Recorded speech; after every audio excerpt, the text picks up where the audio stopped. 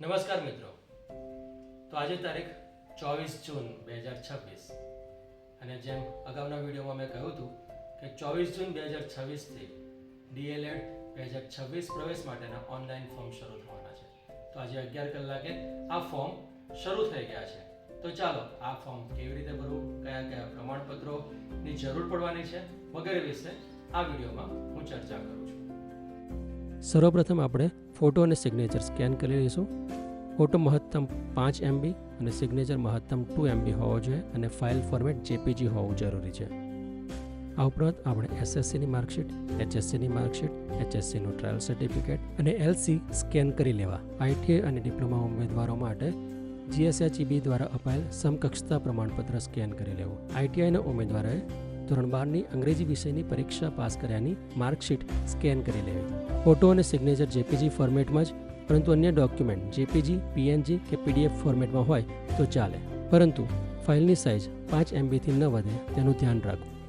હવે આપ સ્ક્રીન પર જોઈ શકો છો તેમ ગૂગલમાં DPE ગુજરાત લખવાથી આ રીતે એક વિન્ડો ખુલશે. ત્યારબાદ આપણે DPE ગુજરાત લિંક્સ પર ક્લિક કરીશું અને ત્યારબાદ આ રીતે DPE ગુજરાત લિંક્સ ખુલશે અને એમાં અહીંયા જુઓ, આપ જોઈ શકો છો તેમ DLED PTC કેન્દ્રીયકૃત પ્રવેશ પ્રક્રિયા વર્ષ 2026-27નું એક બોક્સ ખુલશે અને આ એરો પર આપણે ક્લિક કરીશું. ક્લિક કર્યા બાદ આ રીતનું એક પેજ ખુલે છે અને એમાં સર્વપ્રથમ આપણે રજિસ્ટ્રેશન કરવું પડશે. રજિસ્ટ્રેશન આ રીતે થાય છે.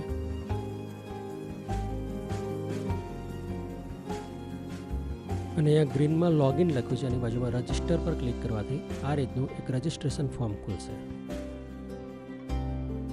ત્યારબાદ આ બોક્સમાં ક્લિક કરવાથી DLED PTC એવું ગ્રીન કલરમાં લખાઈને આવશે અને એ DLED PTC પર આપણે ક્લિક કરવાની છે. ત્યારબાદ આ બોક્સમાં આપ જોઈ શકો છો અપાર ID કે ABC ID આપણે લખવાનું છે. એ જો આપણી જોડે હોય તો આપણે આપવાનું છે, અન્યથા એ મેન્ડેટરી એટલે કે ફરજિયાત નથી. ત્યારબાદ આગળનું બોક્સ છે name as per SSC marksheet, એટલે કે ધોરણ 10ની માર્કશીટ મુજબ આપણે નામ લખવાનું છે. ધોરણ 10ની માર્કશીટમાં જે પ્રમાણે નામ આપવામાં આવેલું હોય એ પ્રમાણેનું નામ આપણે આ બોક્સમાં લખવાનું છે. ખાસ ધ્યાન રાખીને લખવાનું છે. સ્પેલિંગમાં કોઈ પણ ભૂલ ન થાય તેનું ધ્યાન રાખીશું. ત્યારબાદ આપણે જે કેટેગરીમાં ફોર્મ ભરવાનું હોય એ કેટેગરી સિલેક્ટ કરીશું અને સામેના બોક્સમાં આપણે આપણી જાતિ ફિમેલ, મેલ કે પછી અધર સિલેક્ટ કરીશું. ત્યારબાદ ટાઈપ્સ ઓફ ડિસેબિલિટી એટલે કે દિવ્યાંગતાના પ્રકારમાં આપણે સિલેક્ટ કરીશું. જો કોઈ લાગુ પડતું હોય તેમાં આપણે ક્લિક કરીશું અથવા તો નન એટલે કે કોઈ દિવ્યાંગતા નથી એમાં ક્લિક કરી અને આપણે જન્મ તારીખ લખવા માટે આગળ વધીશું. આ રીતે આપણે વર્ષ સિલેક્ટ કરીશું. પહેલાં વર્ષ આવી ગયા બાદ આપણે જે તે મંથ પર ક્લિક કરીશું અને પછી જે તે તારીખ પર ક્લિક કરીશું. ત્યારબાદ આપણે રાજ્યની કોઈ ખાનગી શાળામાં નોકરી કરતા હોય અને બિનતાલીમી શિક્ષક હોઈએ અને PTC કરવા માગતા હોય તો અહીંયા હા કે ના આપ્યું છે એમ આપણે હા પર સિલેક્ટ કરીશું અથવા તો આપણે ના પર સિલેક્ટ કરીશું. ત્યારબાદ આપણે આપણો ઈમેલ ID લખવાનું છે અને મોબાઈલ નંબર પણ લખવાનો છે. ધ્યાન રાખજો, ઈમેલ ID અને મોબાઈલ નંબર બંને પર OTP જવાના છે. એટલે જે ચાલુ હોય અને આપણે જેમાંથી OTP મેળવી શકતા હોય એવો જ ઈમેલ ID અને ફોન નંબર આપણે આપીશું. ત્યારબાદ અહીંયા નીચે કેપ્ચા આપેલ છે. કેપ્ચામાં કોઈ પણ 2 સંખ્યા આપેલી હશે એનો સરવાળો આપણે સામે કેપ્ચા લખેલ બોક્સમાં મૂકવાનો છે અને પછી ગેટ OTP પર આપણે ક્લિક કરવાનું છે.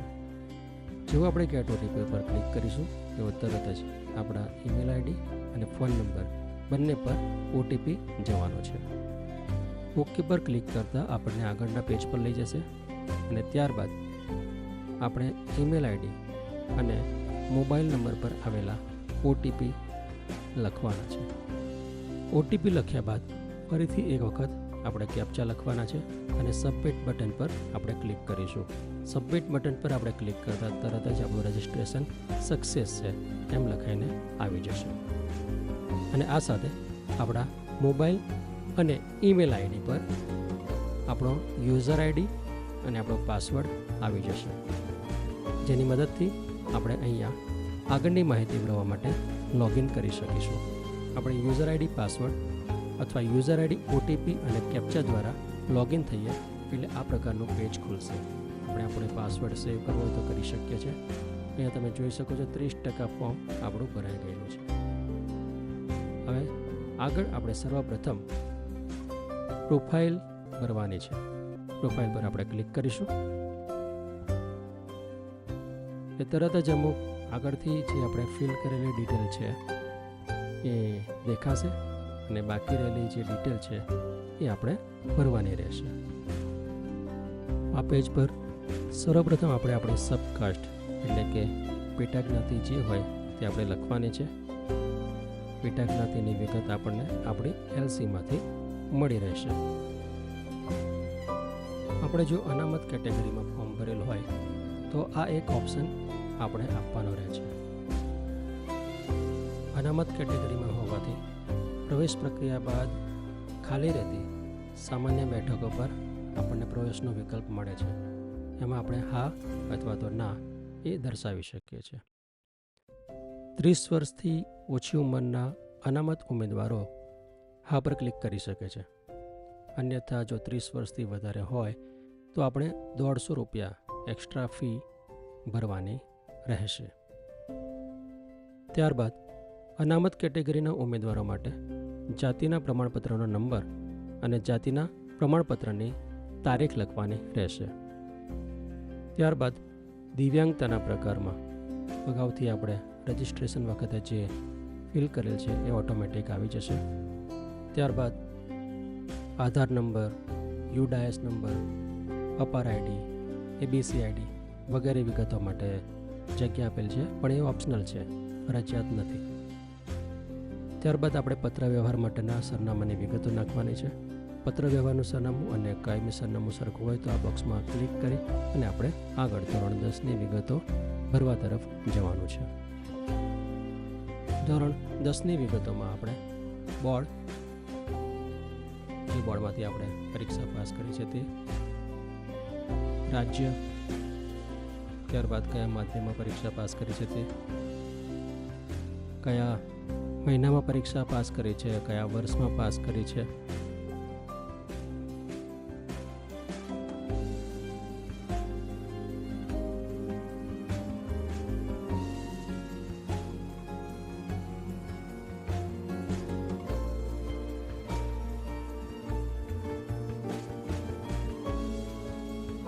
આપણે ધોરણ 10નો બેઠક ક્રમાંક અહીંયા લખીશું.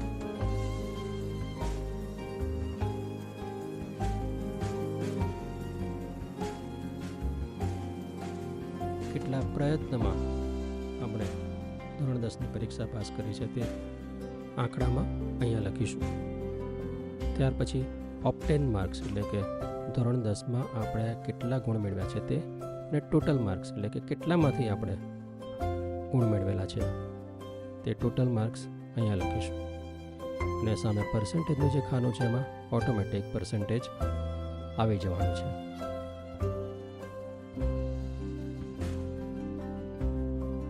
ત્યાર પછી અહીંયા અધર મીડિયમ સીટ પ્રેફરન્સ આપવામાં આવેલો છે, એટલે કે આપણે ગુજરાતી મીડિયમમાં અભ્યાસ કર્યો, ગુજરાતી મીડિયમની તમામ સીટો ભરાઈ જાય અને આપણો મેરિટમાં નંબર નથી આવ્યો અને અન્ય માધ્યમની સીટો ખાલી રહી છે, તો આપણે એ માધ્યમમાં પ્રવેશ મેળવવા માગીએ છીએ, હા કે ના આપણે અહીંયા ક્લિક કરવાનું છે. પરંતુ અહીંયા આપણે એટલું ધ્યાન રાખવાનું છે કે જે મીડિયમમાં આપણે એડમિશન મેળવવા માગતા હોય ગુજરાતી મીડિયમ સિવાય, એ બંને વિષયો 10મા અને 12મા ધોરણમાં આપણે પાસ કરેલા હોવા જોઈએ. અહીંયા હું ક્લિક કરું છું ઇંગ્લિશ અને હિન્દી બંને, એક કરતાં વધારે વિકલ્પ આપણે આપી શકીએ છીએ, પણ ઇંગ્લિશ અને હિન્દી એ બંને વિષય ધોરણ 10 અને 12માં આપણા માર્કશીટમાં હોવા જોઈએ, એટલે કે એ વિષયની આપણે પરીક્ષા પાસ કરેલ હોવી જરૂરી છે. એમાં પણ આપણને પ્રવેશ ધોરણ 12ના મેરિટ પ્રમાણે અને અટકેલા ક્રમથી આપવામાં આવશે. ત્યારબાદ ડાયટ ડાંગ એટલે કે જિલ્લા શિક્ષણ અને તાલીમ ભવન ડાંગ ખાતે જે 50% બેઠકો ઉપલબ્ધ છે એમાં આપણે પ્રવેશ મેળવવા માંગતા હોય તો અહીંયા હા અથવા તો ના પર આપણે ક્લિક કરી શકીએ છીએ. અને ત્યાર પછી આપણે ફોટો અને સિગ્નેચર અપલોડ કરવાના છે. ફોટો જેપીજી ફોર્મેટમાં 5 MBથી સાઇઝ બદલે તે રીતનો આપણે અગાઉથી સેવ રાખેલો છે એ આપણે આ રીતે અપલોડ કરીશું.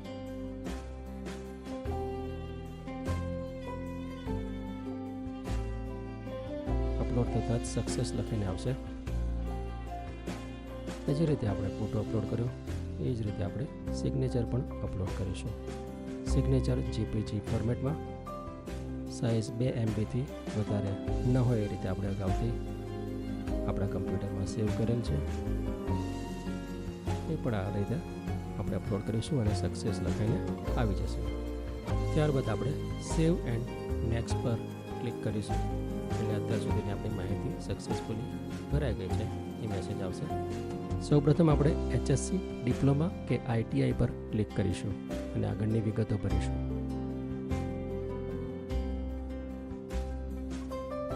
એમાં પણ આપણે ધોરણ 10ની જેમ બોર્ડ, પાસ કર્યાનો મંથ, પાસ કર્યાનું વર્ષ વગેરે જે વિગતો છે એ એક પછી એક નાખતા જઈશું.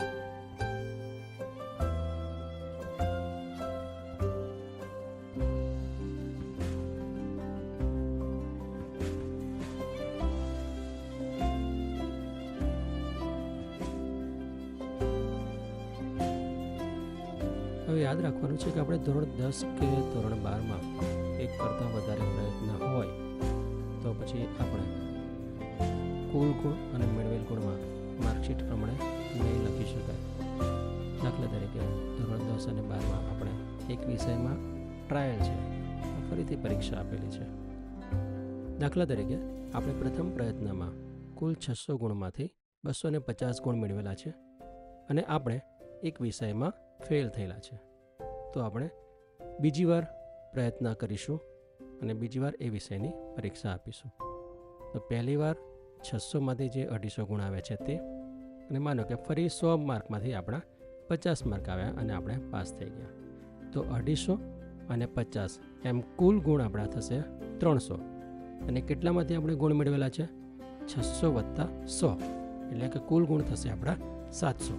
એટલે કુલ 700 ગુણમાંથી આપણે મેળવ્યા છે 300 ગુણ.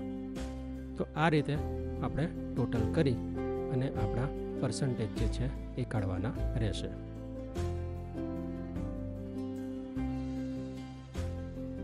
ધોરણ 12ની વિગતોમાં આપણે ધોરણ 12નો અભ્યાસ જે શાળામાંથી કરેલ છે તેનું નામ પણ લખવાનું છે, રાજ્યનું નામ પણ લખવાનું છે અને કયા માધ્યમમાંથી આપણે પરીક્ષા પાસ કરી છે તે પણ આપણે લખવાનું છે.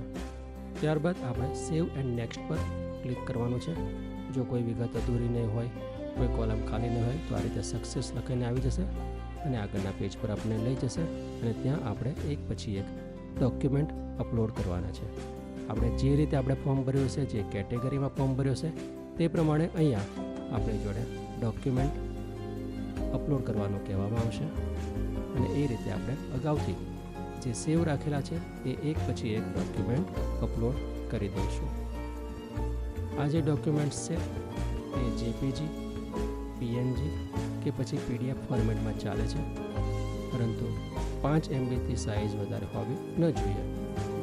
જો 5 MBથી વધારે સાઇઝ હશે તો પછી અપલોડ નહીં થઈ શકે.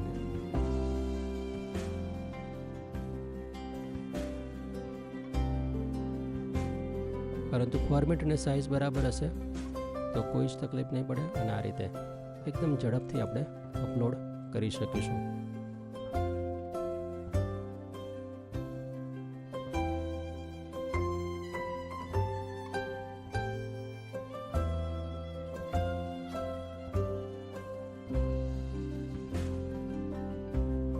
તમામ ડોક્યુમેન્ટ અપલોડ કરી લીધા બાદ આપણે છેલ્લે સેવ એન્ડ નેક્સ્ટ પર ક્લિક કરીશું.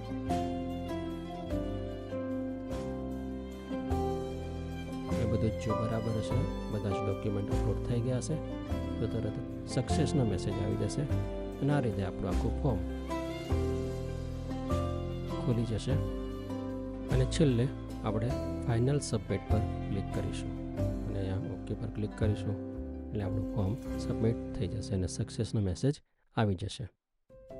અહીંયા તમે જોઈ શકો છો કે 100% ફોર્મ ભરાઈ ગયેલ છે, કોઈ પણ માહિતી બાકી નથી.